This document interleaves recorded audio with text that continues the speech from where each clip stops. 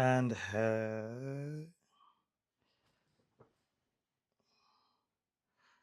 hello everyone. Welcome to another live stream. It's been a while. I've not been well for oh, the last week really. But I'm on the mend. I'm feeling a lot better. So excuse me if I do cough every now and again.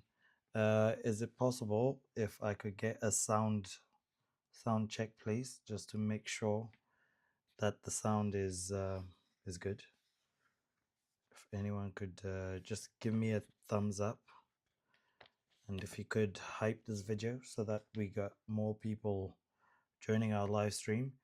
As you can tell, my voice is still a bit groggy in places, but you know, it's it's been a journey. Your health is your wealth, really. I always mention this to people. Your health is your wealth. Without your health, you can't really do a lot. But also, it teaches us, it conditions us when we're not well, on the benefits of being patient, um, and just taking our time, slowing down so that we can always be at full health.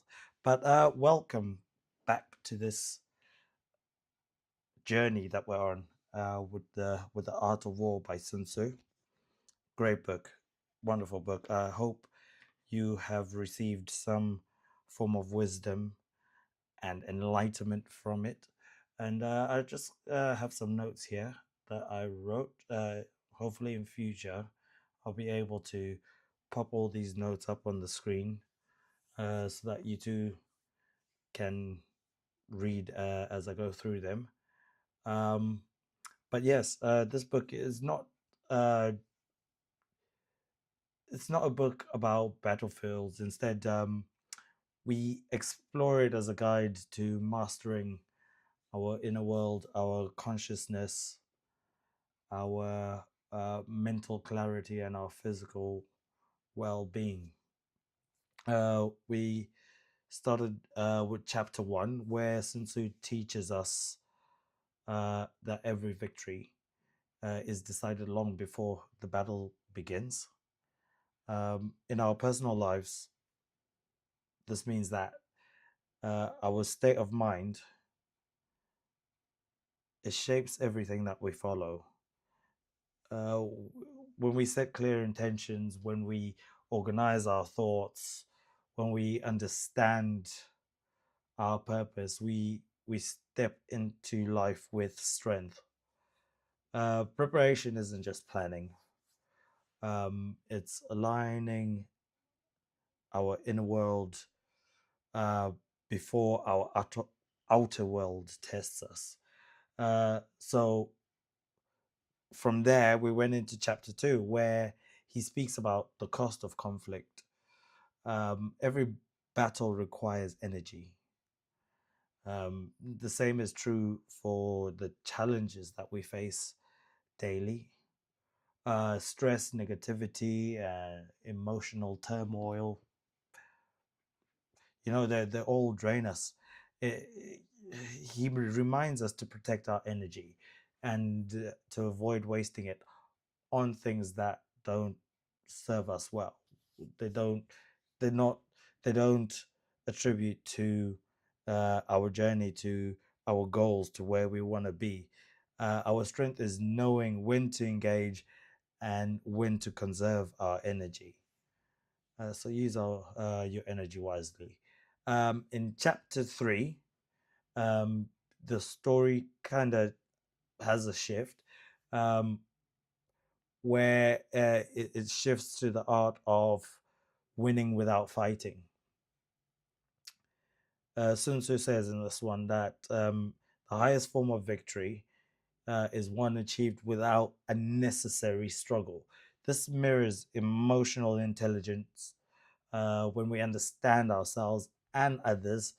So, in any situation, when you're speaking to someone, you understand what they're um, trying to communicate. They might not be communicating it in the correct way, but just try to understand them and then act accordingly. When we remain calm and steady, many problems dissolve before they even begin. Um, Mastery is not force. Mastery is awareness. So be aware of the person you're dealing with. Be aware of where you are. Uh, be mindful of the situation and always look for better outcomes. Chapter 4, Sun Tzu teaches us about the power of positioning. In the ancient warfare, as you mentioned, strong positions reduce the need for constant fighting.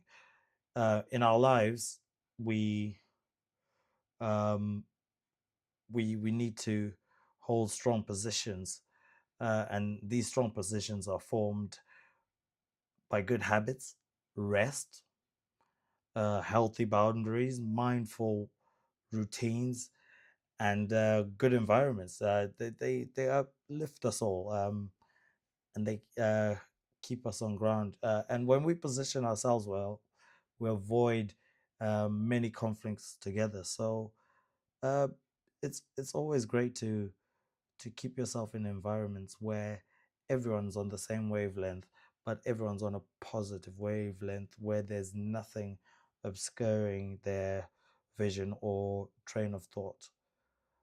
Chapter 5 explores energy, how we gather it, how we direct it, and how we harmonize it. Sun Tzu, he compares the momentum of an army to the momentum that we build uh, through consistent daily actions. Our habits always determine um, the outcome. So if we adopt good, healthy habits and we stay focused on our goals, we're going to achieve the best that we want to achieve. Our inner energy rises uh, when we pace ourselves properly, uh, when we balance effort with recovery, and when we stay focused rather than scattered. And then came into chapter 6, which Sun Tzu reveals the importance of understanding strengths and weaknesses. He teaches us that all terrain has vulnerable points and strong points. So do we. We have those vulnerable points and strong points. Becoming conscious of our emotional triggers, it our fears, our habits, and our talents. It allows us to move with intelligence. Self-awareness is our greatest protection. And then we went on to chapter 7, where Sun Tzu describes the challenges of maneuvering, of navigating complex and challenging situations. Uh, this reflects the reality of modern life, where things shift, pressure rises, and parts twist unexpectedly. Mental well being, uh, it comes from moving steadily, not rushing, and staying flexible. When we learn to adjust gracefully, we stop fighting life and we start flowing with it. That's a good one. And then our last chapter that we did last week was chapter 8, where Sun Tzu brings us to the value of variation. Um, Changing tactics when the situation demands it is a good, what can I say? It's a good plot. Um, Being rigid can break us, uh, and being able to adapt keeps us strong. Some days require discipline, others require compassion. Compassion, love always wins. So some challenges call for patience, like I mentioned earlier. Others for action. Awareness allows us to choose the right approach at the right time, and then that brings us to this chapter that we will be going through today, which is chapter 9, uh, the army on the march. I mean, here he teaches us how to read the world around us, how to sense the subtle signs that life gives us. Uh, just as a commander watches his the skies, the land, the mood of the troops, we too tune into our environment, our relationships, and our own bodies. Chapter 9 invites us to move through life with deeper awareness, to know when to advance, when to pause, and when to change direction. Okay, so I will be going through chapter 9 without any stops. And then afterwards, if you have any questions, feel free to put them down below. If you have anything to add, um, just put it in the chat. Smash that like button and smash the little love heart just so that I know that you are here. Right, chapter 9. And I do apologize for the sound of my voice. I'm still in the healing process, so hopefully by the next live, everything should be back to normal, back to where it should be. So here we go. Since I said, we come now to the question of encamping the army and observing signs of the enemy. Pass quickly over mountains and keep in the neighborhood of valleys. Camp in high places facing the sun. Do not climb heights in order to fight. So much for mountain warfare. After crossing a river, you should get far away from it. When an invading force crosses a river in its onward march, do not advance to meet it in midstream. It will be best to let half the army get across and then deliver your attack. If you are anxious to fight, you should not go to meet the invader near a river which he has to cross. Moor your craft higher up than the enemy and facing the sun. Do not move upstream to meet the enemy. So much for river warfare. In crossing salt marshes, your sole concern should be to get over them quickly without any delay. If forced to fight in a salt marsh, you should have water and grass near you and get your back to a clump of trees. So much for operations in salt marshes. In dry, level country, take up an easily accessible position with rising ground to your right and on your rear, so that the danger may be in front and safely lie behind. So much for campaigning in flat country. These are the 4 useful branches of military knowledge which enabled the Yellow Emperor to vanquish 4 several sovereigns. All armies prefer high ground to low and sunny places to dark. If you are careful of your men and camp on hard ground, the army will be free from disease of every kind, and this will spell victory. When you come to a hill or a bank, occupy the sunny side, with the slope on your right rear. Thus, you will at once act for the benefit of your soldiers and utilize the natural advantages of the ground. When, in consequence of heavy rains up country, a river which you wish to ford is swollen and flecked with foam, you must wait until it subsides. Country in which there are precipitous cliffs and torrents running between, deep natural hollows, confined places, tangled thickets, quagmires, and crevices, should be left with all possible speed and not approached. While we keep away from such places, we should get the enemy to approach them. While we face them, we should let the enemy have them in his rear. If in the neighborhood of your camp there should be any hilly country, ponds surrounded by aquatic trees, hollow basins filled with reeds, or woods with thick undergrowth, they must be carefully rooted out and searched, for these are places where men in ambush or insidious spies are likely to be lurking. When the enemy is close at hand and remains quiet, he is relying on the natural strength of his position. When he keeps aloof and tries to provoke a battle, he is anxious for the other side to advance. If his place of encampment is easy to access, he is tendering a bait. Movement amongst the trees of a forest shows that the enemy is advancing.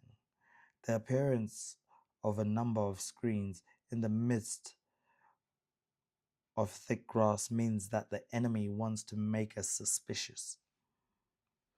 The rising of birds in their flight is the sign of an ambuscade. Startled beasts indicate that a sudden attack is coming. When there is dust rising in a high column, it is a sign of chariots advancing.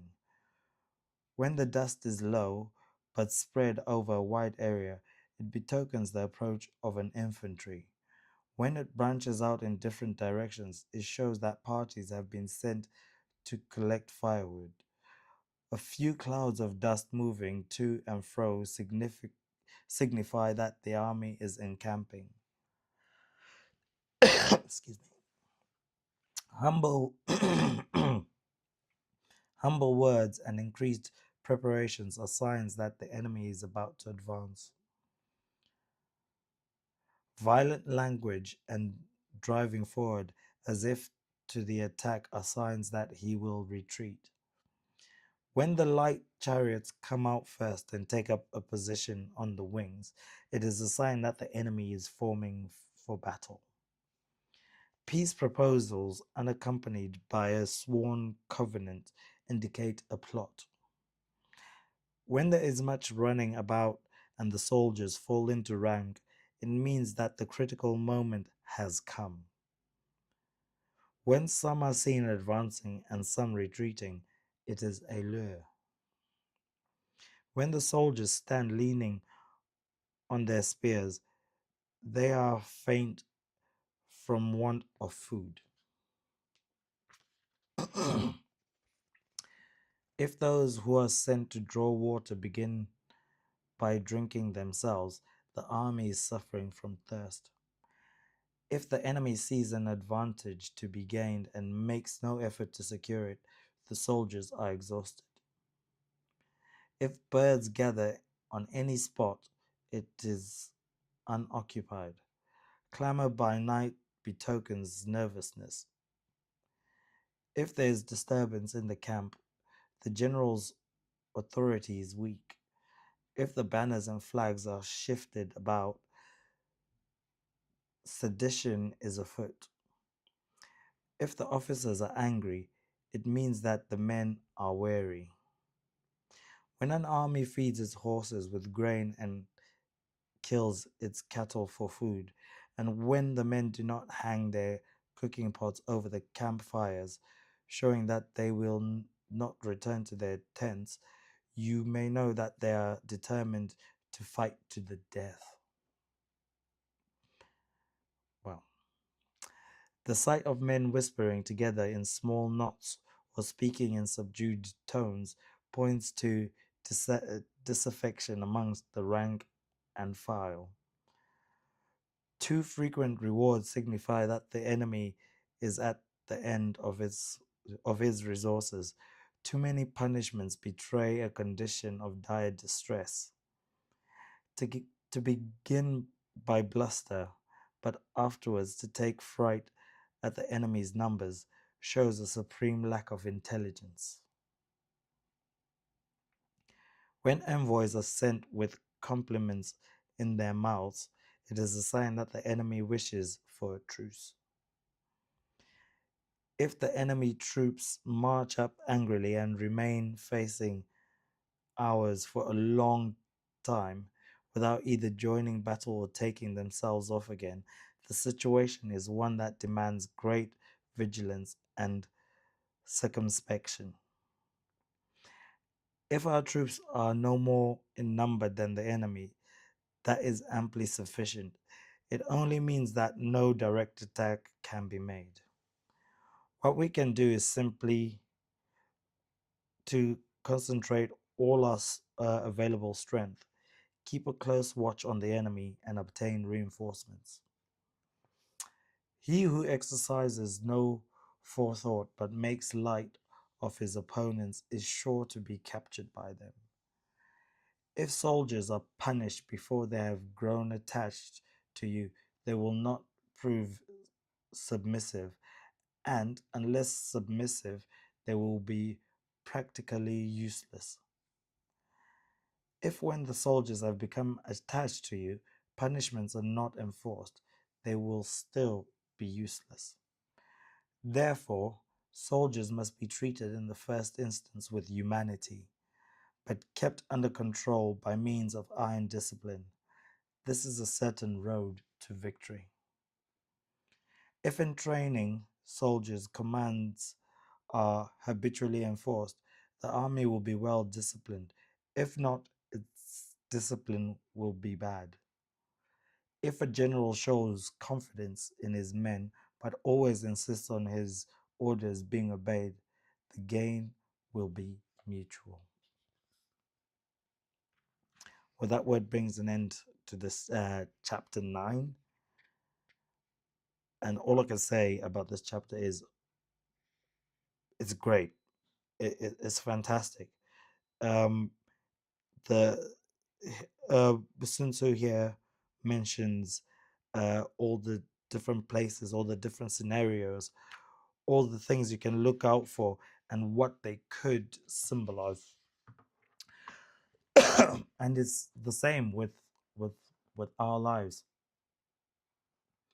We always have to take some time out to look at any situation and always reevaluate and always uh, think twice before we act. It's it's paramount and it's important to always make sure that what we're doing is correct and the route that we're going to take is correct. If we're in a situation where we're dealing with someone who is seemingly unreasonable, rather than egg them on or give them more ammunition for them to continue a tirade against you, it's always best to just try to find a solution and try to understand them and try to determine what would bring you all to even ground. Because with life we have to deal with so many different things, whether it's with your partner or whether it's your work colleagues, whether it's it's with your finances. This book makes it um is a manual, really, to help you through any battle that you might be facing, any struggles, any worries, any stresses. So yeah, with this chapter, which is great, I just can't wait for chapter 10. which I hope to do in the next day or so. So please be on the lookout for when I schedule my next stream. If you're not getting your notifications, please uh, hit the notification bell so that you're notified when I will be doing my next live. And yeah, just let me know. Communicate with me, contact me on the communities page. Uh, Share this with your loved ones or with your friends, with the people that you care about. If you think the message is worth sharing, and if you feel that I have um, given any value to you, but I hope you all stay well, and I hope to meet you on the next live. So thanks for joining me. It's Michael Reeds, and take care.